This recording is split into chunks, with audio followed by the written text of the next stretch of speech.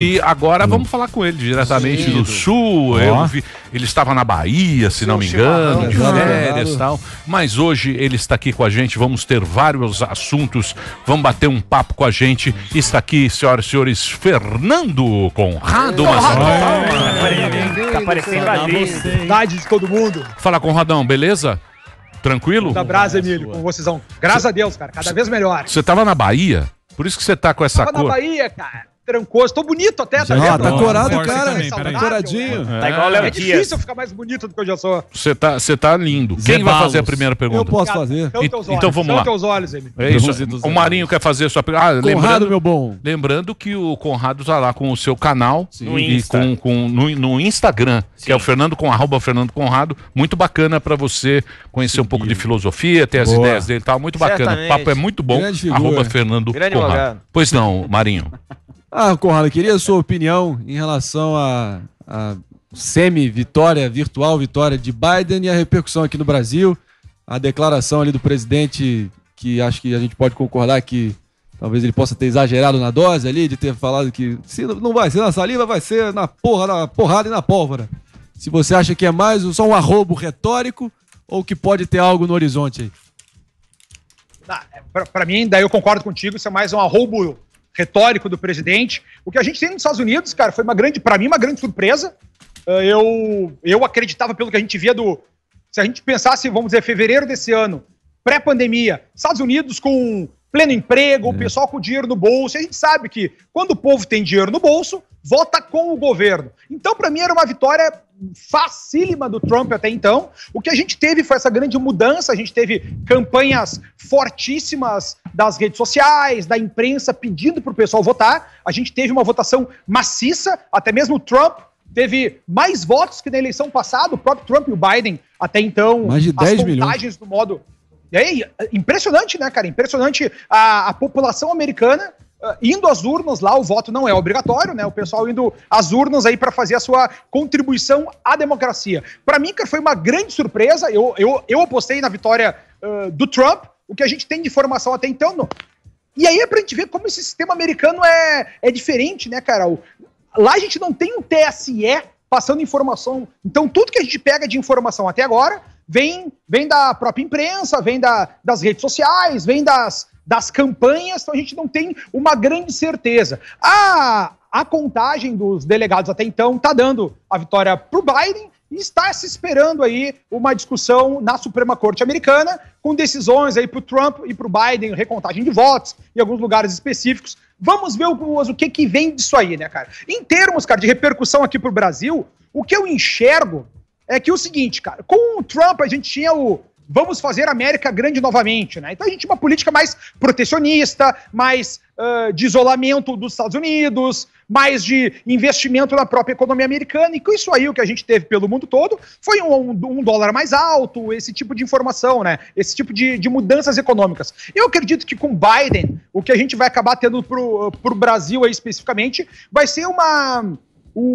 vai baixar o valor do dólar, minha visão, tá? Vai baixar o valor do dólar, por quê? Porque os Estados Unidos está novamente aberto para o mundo, nessa visão mais progressista e mais democrata aí que a vitória do Biden representa até então, né? Vamos aguardar, não tem nada definido lá, né? A gente está comendo nas mãos da imprensa americana, vamos ver o que vem, mas até então o desenho todo se encaminha para o Biden.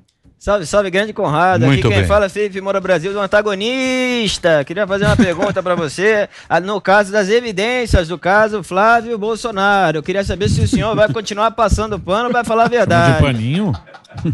Mas eu não passo pano, cara. Passa Eu, sim, pra mim, senhor. político Passa sim, senhor. Eu, político ladrão. Eu político acompanho as ladrão, suas pra lives, cadeia. Conrado. Não minta pra mim, eu acompanho. Tem que ir pra cadeia. Todo bandido tem que ir pra cadeia. O preço da liberdade é da vigilância. Eu não tenho político de estimação. Eu não tenho nada disso. O que eu quero, assim, ó, tem evidência, tem prova, tem comprovação, é feito o devido processo legal, cadeia, punição. O que interessa é que seja feito todo o devido processo legal e que se tenha todas as provas corroboradas aí e que tudo se vá adiante, não vem com essa. Vocês falam isso na hora, Não coloca igual... essa caveira no meu armário. Vocês falam isso na hora, igual algumas emissoras também que fazem isso, mas tudo bem, vamos aguardar.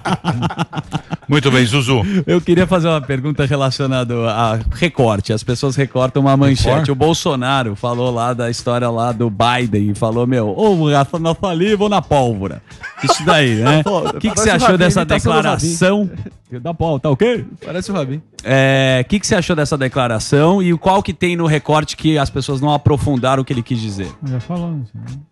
Não, o que o Bolsonaro, a gente viu durante todo esse primeiro ano e até desde 2016 nos Estados Unidos, né, a aproximação dele com o Trump. E, de fato, eles diziam que eram amigos, conviviam juntos. O Brasil teve grande aproximação com os Estados Unidos. O Donald Trump fez um ótimo governo para os americanos também, de fato diminuiu a questão de guerra no exterior, esse tipo de coisa. E o que o Bolsonaro está tentando fazer com essa frase que ele coloca, ele não é muito feliz nessas frases dele, mas ele já dá um sinal para dizer o seguinte, olha só, lá nos Estados Unidos, toda eleição está sendo, informado pela mídia com viés muito próprio. A gente viu até a própria Fox News, que era um canal de apoiadores do Trump, rei morto, rei posto, né? A gente sabe disso. Então já desembarcou diretamente ali, deu até vitória pro Biden, antes que a própria CNN, que é uma rede de televisão já mais vinculada aos democratas. E o que a gente viu lá nos Estados Unidos foi as redes sociais trabalhando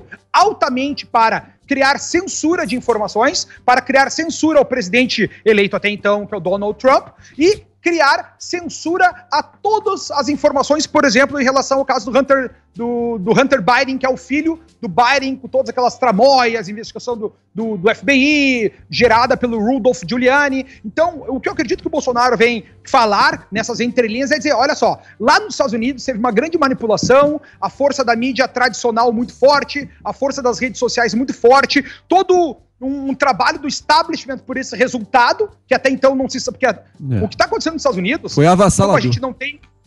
Não, é avassalador, mas o mais importante da gente enxergar é que a mídia dando a vitória pro Biden, todo mundo batendo palma, todo mundo já aceitando a derrota do Trump, e não se tem uma resposta oficial. Essa é a informação que a gente tem lá. Então tem muito mais propaganda acontecendo do que uma informação oficial até então. E eu acho que o Bolsonaro já vem dizer, levante as orelhas, que aqui eu não vou deixar acontecer, a coisa funciona desse jeito, e já avisando para os seus apoiadores, dizendo, vamos abrir os olhos aí que as manipulações podem ocorrer de todas as formas. Não estou falando aqui em fraude nas eleições americanas, talvez ocorra um caso ou outro lá, como acontece no mundo todo, mas eu acredito que o que ele faz aqui é fazer um sinal de alerta para dizer que ele não vai deixar esse nível de censura, que já acontece no Brasil, né, se propague mais para as próximas eleições de 2022 por aqui. Fala, Conrado, beleza? O Morgadão aqui.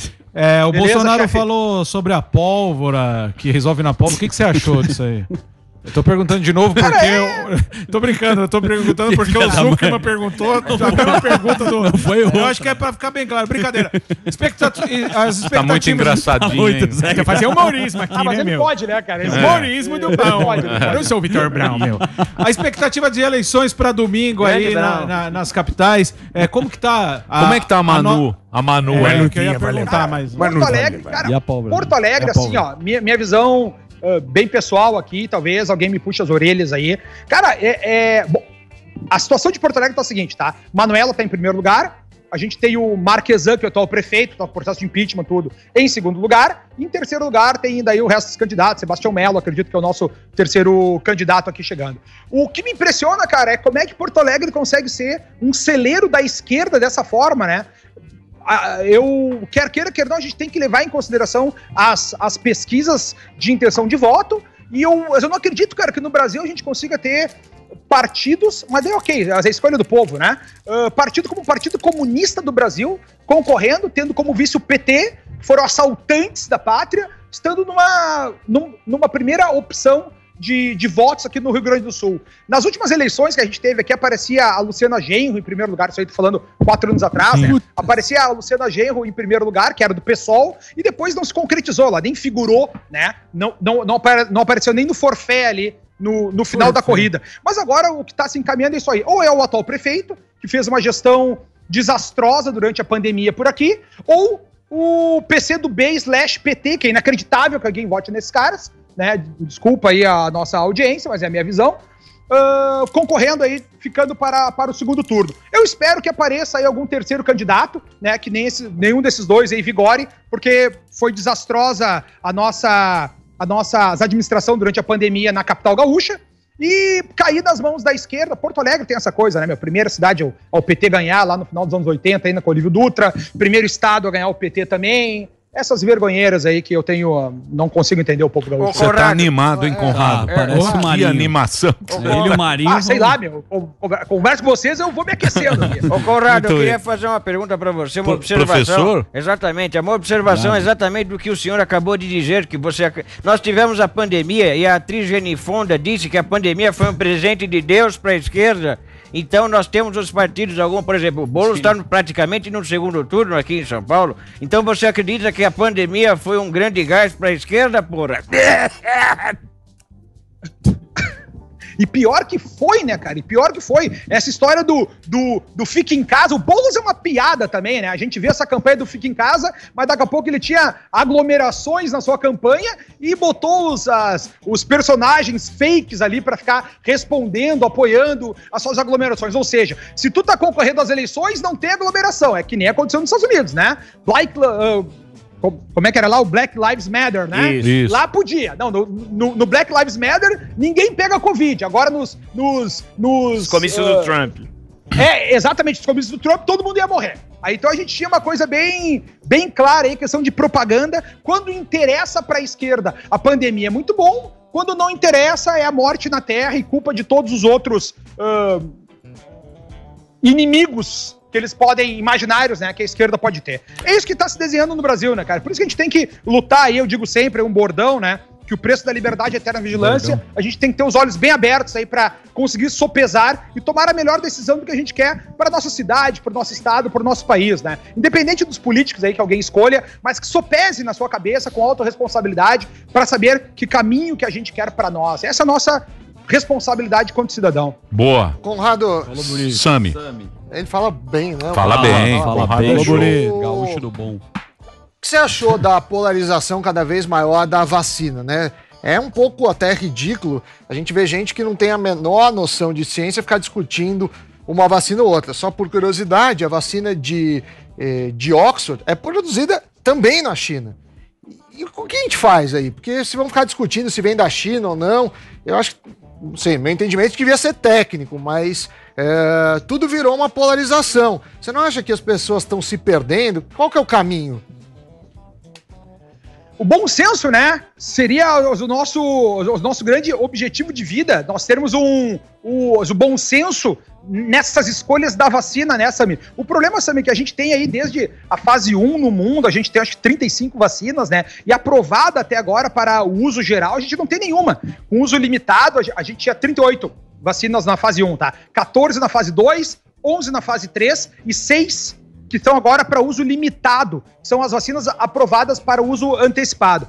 Sami, eu acredito, cara, que o mundo só vai voltar um pouco mais ao normal quando a gente tiver uma vacina no mercado. Eu acho uma grande idiotice ficar discutindo da onde vem a vacina ou da onde não vem, tá? É obviamente que a gente quer que nós tenhamos cada vez mais uma vacina testada, aprovada, com segurança de aplicação. É isso que eu defendo, a segurança na aplicação da vacina. E o que a gente tem que levar em consideração também, o que preocupa muitas pessoas em relação à parte política, é que a China, cara, só em EPI, nesses últimos tempos aí, vendeu mais que o PIB brasileiro, né, cara? Só em luva, só em sacola, só em TNT, só em máscaras. Então, para vocês verem, a China foi o único país do mundo que a gente teve crescimentos gigantescos, e aí dentro disso aí tem um revanchismo político, que é o que eu enxergo também, do pessoal dizendo, pô, essa vacina é da China, eles colocaram o vírus, vão dar a cura também. Então tem que ver que tem grandes informações que nós não tivemos acesso até então, eu concordo contigo isso aí 100%, mas de outra parte a gente sabe que a OMS já autorizou o uso antecipado de vacinas na China, por exemplo, desde junho do ano passado, a gente está falando aí, 5 meses atrás, o pessoal já estava sendo vacinado na China aí maciçamente, né? Maciçamente, centenas de milhares de pessoas. Só para deixar claro esse número. Posso fazer uma pergunta de cunho filosófico para você? Claro, porra. Claro. Você acha, meu querido Conrado, que o sistema de representação, ele tá digamos assim, o sistema de representação nosso aqui no Ocidente, ele está em crise. A gente está vivendo uma crise de representação, por isso que a gente está nesse esquema. Você acha que tem que mudar? Porque mudou muito, as coisas mudaram muito. Você acha que não? Assim, ó, tem duas visões nessa tua pergunta. Tá? A primeira delas é a crise de representatividade. A crise de representatividade advém do quê? Da falta de líderes, né? Da falta de pessoas que se coloquem à frente para combater, da falta de pessoas que tomem para si essa responsabilidade de serem literalmente os líderes de uma nação. Então a gente está em crise de líderes. Olha que vergonha, como eu falo para vocês, dos nossos candidatos do Rio Grande do Sul, como é uma vergonheira também os candidatos de São Paulo e de todas as partes do Brasil. Essa crise de representatividade advém do ser humano não chamar para si a responsabilidade. Todo mundo esperar um grande pai, um grande Estado que provém, que dá o Bolsa Família, que dá o Bolsa Saúde, que dá o Bolsa assim. Então todo mundo ficou dentro desse caminho, né? Agora, por outro lado, a gente não pode... A melhor solução que a gente encontrou desde a Grécia Antiga como representação das vontades do povo é a democracia. É cada cidadão ter um voto igual. Se tu é milionário ou tu é pobre, teu voto é igual. Se tu é bonito, tu é feio, teu voto é igual. Se tu tem terceiro grau, PhD, ou tu é analfabeto, teu voto pesa igual. Então essa é a nossa grande arma do povo em si. Obviamente que a gente tem filósofos clássicos como o próprio Sócrates. Karnal. Na República de Platão, por exemplo, né, um clássico da nossa literatura, ele já dizia, cara, que a grande solução que a gente tem que ter para o mundo, para a sociedade, é a educação. É a gente, pessoal ter cada vez mais acesso à cultura, pessoal cada vez ter mais acesso à informação, e aí o Pânico aqui tá de parabéns por ser, sem dúvida nenhuma, um programa de rádio que ataca máximo no Brasil, e tem a parte de diversão, parte cultural. Pô, uma discussão filosófica aqui ao meio-dia, quem diria que a gente teria uma rádio promovendo isso até hoje, né? Então, cara, mas eu digo o seguinte, por exemplo, hoje você vê as pessoas, eu digo em geral, não falo nem esquerda, nem direita, nem comunismo, nem nada disso, fascista e tal. Hoje em dia, me parece que as pessoas, elas estão indo votar, escolher o seu representante contra um outro. Pro outro não entrar. O anti. Isso é tudo anti. Exato. É tudo, eu sou anti, eu vou lá, sou anti. Anti-Trump. Mas você não tem alguém que te leve pelas ideias daquela... É isso que eu falo pra você, essa crise que... Mas essa aí é a grande crise de representatividade mesmo, né, Emílio? Mas é que tá, Emílio. Eu convoco até as pessoas aí para as próximas eleições tomarem cara à frente, se exporem pessoas, o que a gente precisa... Qual é o nosso sonho, cara? Que a gente tenha representantes que comuniquem conosco, mas não falo aqui de comunicação de fala, mas que tenham nossos mesmos ideais, nossos mesmos propósitos, nosso mesmo respeito à tradição, nosso respeito à honra. Por exemplo, eu tenho 5 valores muito claros da minha vida, que é a defesa da vida, a defesa da liberdade, a defesa da propriedade privada, a defesa da livre iniciativa e a defesa do Estado de Direito. Para mim, toda vez que eu procuro achar um representante, eu quero ver se as ideias dele fecham com o que eu penso da vida, com o que eu penso da liberdade, da propriedade privada, da livre iniciativa e do Estado de Direito. Então a gente tem que tomar essa autorresponsabilidade, Emílio. E aí sim, chamar os cidadãos a concorrerem, a colocar a cara a tapa. A gente vive numa sociedade de preguiçosos e covardes muito grande, e o que a gente tem que trazer no nosso coração, na nossa alma, é exatamente coragem de enfrentar o desconhecido. Porque o ser humano, a vida tá cada vez mais fácil, a gente tem, o celular aqui, o iPhone não tem nem mais botão. Você se lembra quando tinha que ligar e ficar discando?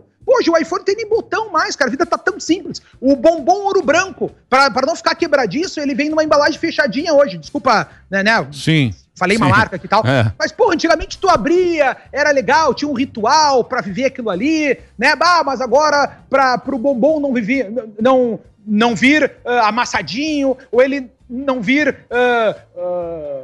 sem tá crocante. Os caras colocam uma embalagem tão tipo... A gente tá tão fraco, o ser humano tá tão preguiçoso, tão fraco e tão covarde, que está sobrando cada vez mais para os mau caráteres tomarem a frente. Não é à toa que a gente tem uma população de políticos mal afamados. Por quê? Porque o ser humano quer ser enganado. O ser humano quer um representante que minta pra ele, que diga que ele vai ganhar uma casa, vai ganhar um carro, vai ganhar dinheiro, e aí ele vota no mentiroso. Então, o que a gente tem que chamar aqui, Emília, é cada um puxar pra si né, enquanto Ocidente todo, a gente chamar para si nossa responsabilidade, colocar a cara a tapa e a gente acabar com essa conformidade social. Por isso que eu te dou parabéns por trazer um assunto desse em voga num meio-dia, né, em plena quinta-feira aí numa rádio desse tamanho. Conrado, obrigado pelo papo. Você tá queimadão, Sempre tá bonito, brancoso, tá parecendo muito legal o seu papo aqui. Ó, eu vou passar aqui pra galera o Instagram, ele tá mais forte no Instagram, é @FernandoConrado, você entra lá e aí tem as lives, lá tem um papo. GTV, e obrigado por você ter participado aqui. Sempre às ordens, só chamar, sempre à disposição de vocês. É uma alegria, um prazer e uma honra estar ao lado dessas discussões aqui. Isso. E se tiver ruim aí em Porto Alegre, você pode ir para Buenos Aires. Que lá